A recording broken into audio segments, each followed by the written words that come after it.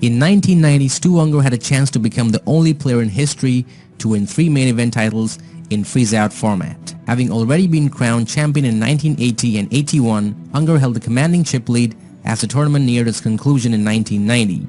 But having gone back to his hotel room at the end of the second day, his bad habits got the best of him. Unger spent the night snorting and overdosed, ending up in the hospital. As a result, he missed the final day of the tournament, ultimately finishing 9th place for $25,000 simply by being blinded off. Mansoor Matlobi won the main event that year, but once he had recovered, Stöungga was keen to prove a point to the new world champion and the rest of the world. Stöungga claimed that if he had been able to play the final day of the tournament, he would easily have defeated Matlobi and the rest of the remaining field to become world champion.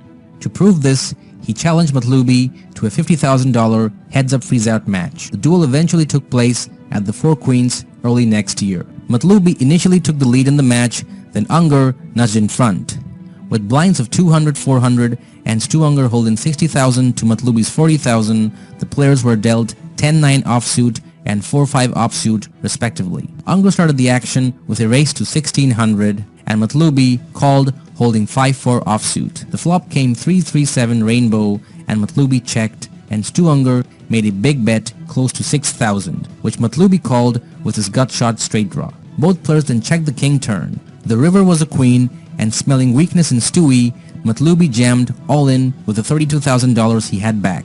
After only a few seconds, Unger called out his opponent's hand and ended the match with a stroke of genius saying, "You have 4-5 or 5-6, I call." Stöungga flipped up his 10 high to the astonishment of those watching, winning the match and proving his point to the world.